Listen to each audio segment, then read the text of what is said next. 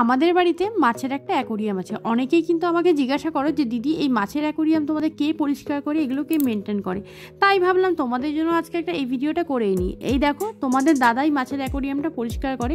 প্রথমে মাছগুলো নামিয়ে সম্পূর্ণ জলটাও ফেলে দিল, আর এই পাথরগুলো নিয়ে বাথরুমে গিয়ে ভালো করে ঘষে ঘষে পরিষ্কার করে নিয়ে এসেছে।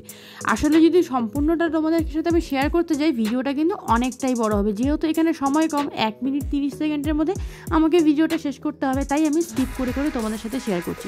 তারপরে দেখো পাথরগুলো ভালো করে বিছিয়ে দিয়েছে। এখানে ছোটো ছোটো শঙ্খ আছে, শামুক আছে, ওগুলো দিয়ে ঝিনুক আছে, সেগুলো সব কিছু ভালো করে বিছিয়ে দিয়ে তারপরে দেখো পাইপ দিয়ে ভালো করে জলটা একদম ভরে দিল অ্যাকোরিয়ামের মধ্যে। তারপরে এই দেখো মাছগুলোকে একটা একটা করে ওই নেটের মধ্যে তুলে নিয়ে তারপরে ওই অ্যাকোরিয়ামের মধ্যে ছেড়ে দিচ্ছে।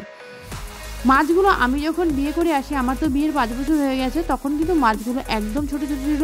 এখন এই 5 বছরের মাছগুলো বেশ অনেকটা বড় হয়ে গেছে, আর এই 5 বছরের মধ্যে 4টে মাছ মারাও গেছে। এখন এই কয়েকটা মাছই আছে, 6টা মাছ আছে। আর অ্যাকোরিয়ামটা পরিষ্কার করলে কিন্তু দারুণ লাগে দেখতে, কিন্তু সত্যি এগুলো করা ভীষণ কষ্টকর আর অনেকটা সময়ের ব্যাপার। অনেকক্ষণ, প্রায় এই অ্যাকোরিয়ামটা পরিষ্কার করতে তোমাদের দাদা 3 ঘন্টারও বেশি লেগে গেছিলো, কারণ সম্পূর্ণটা বের করে আবার পরিষ্কার করে আবার ঢোকাতে হয়েছে, অনেক সময় লেগেছে।